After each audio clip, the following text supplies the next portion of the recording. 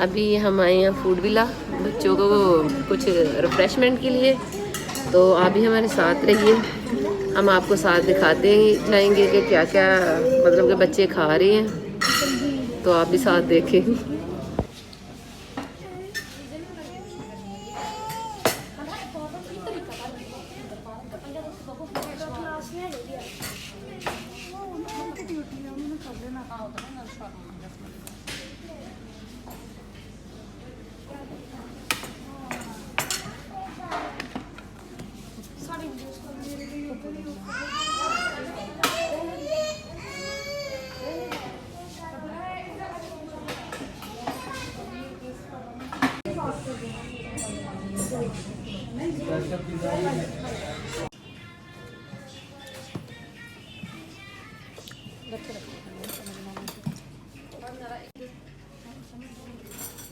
शाबिज अभी साइड पे शाबिज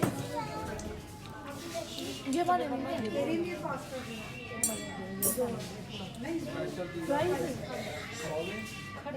जी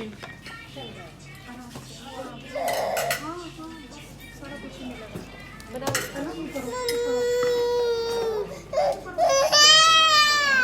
chicken ma'am आपके चिकन विंग्स एक प्लेट ना चिकन मलाई बोटी की पैक करवा दे।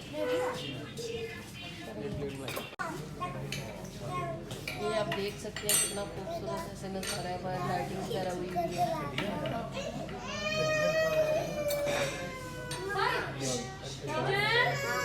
ये मेरा चिकन सा बच्चा